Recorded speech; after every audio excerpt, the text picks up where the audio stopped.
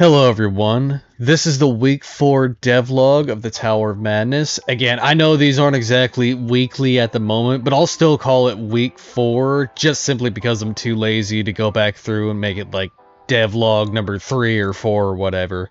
Anyways, if you're new here, I make these kind of devlog style videos here just to kind of discuss my thoughts and motives behind the things that I make, along with discussing just any and all future plans that I have for this custom level.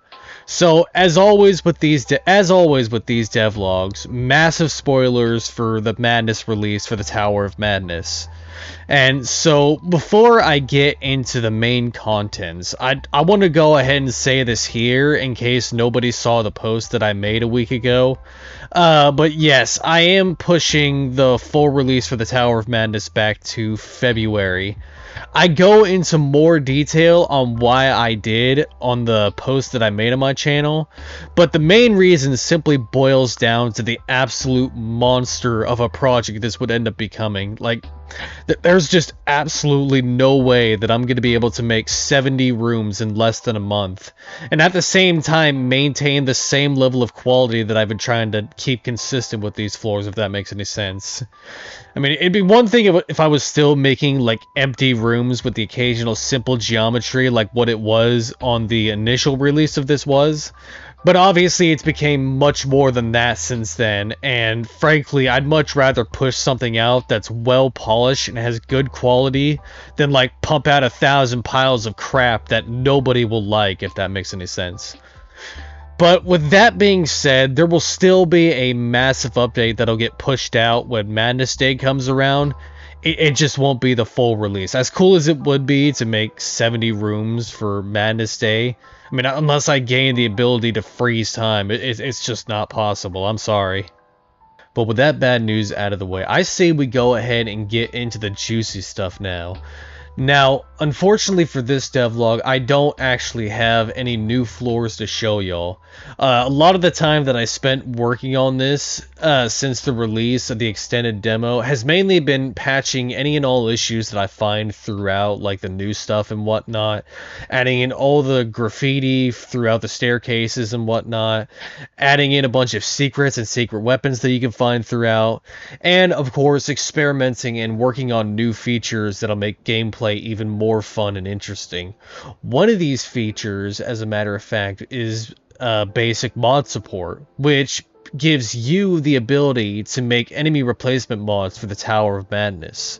As a matter of fact, this background footage that I'm playing right now is actually showcasing a mod that I plan to release alongside the new update for the custom level, which will be pushed out tomorrow on Sunday as of the making of this video.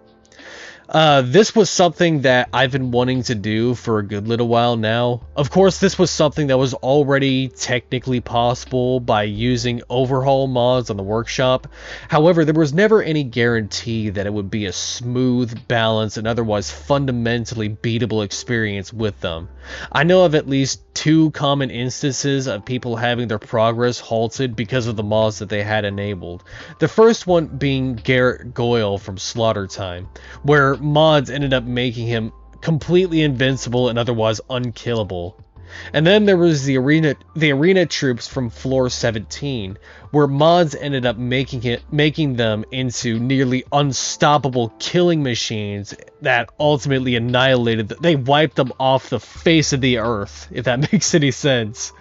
But yeah, anyways, this update aims to not only allow people to create mods that will guarantee an experience that they can beat from start to finish, but also stop these mods made for the Tower of Madness from interfering with arena mode, story campaign, other custom levels, and other mods that are focused on those modes in particular, and also vice versa.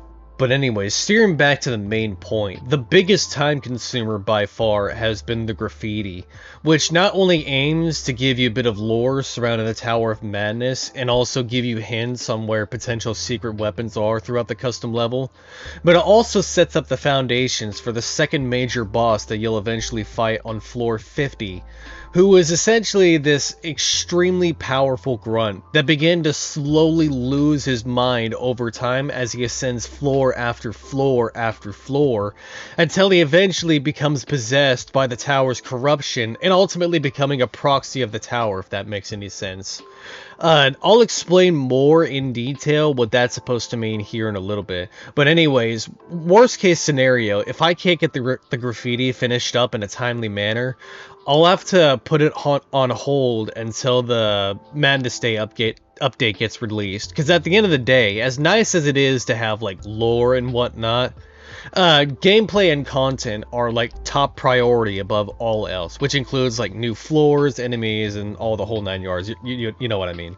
But anyways, actually speaking of new floors and enemies, I figured now would be a good time to kind of discuss the next number of floors that will be added in the future.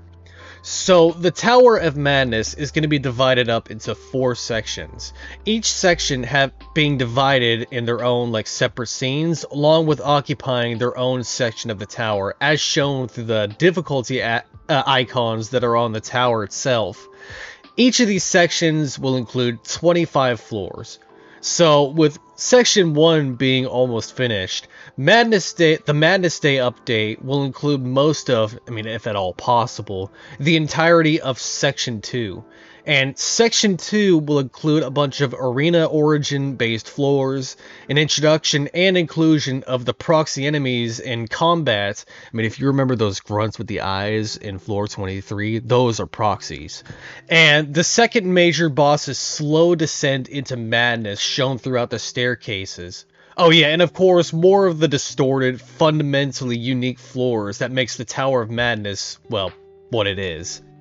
If you want a decent idea on what Section 2 is going to be looking like, the extreme mode within the custom level essentially mirrors most of the roster of enemies that you'll be facing, particularly the proxies, which, I mean, fundamentally, they're basically tougher variants of like the vanilla enemies that we're all familiar with, but lore-wise, they're essentially grunts that attempted to scale the tower, but ended up being mentally broken down into nothing, and then became corrupted by the tower's influence to become this, like, mind-controlled husk of a grunt, with its one and only goal in life to turn other grunts into proxies, kind of like the same way they did. So, aside from the proxies, if you remember the little manifesto that was in Floor 17, like the Arena Hub floor or whatever, they ended up mentioning something along the lines of hirelings attempting to kill us in future floors. Now, I could simply just make create my own hirelings or give them like a bunch of randomized armor or whatever, but then again, I do feel that this could be an opportunity to interact with y'all a little more and add y'all's designs for hirelings into Section 2. So, if you want to see your character in the Tower of Madness, you be sure to hit me up on Discord.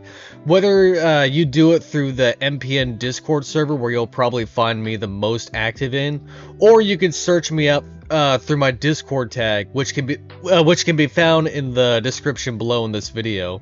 But regardless, my DMs are typically open, so you can get into contact with me at any time. Good God, I can't talk.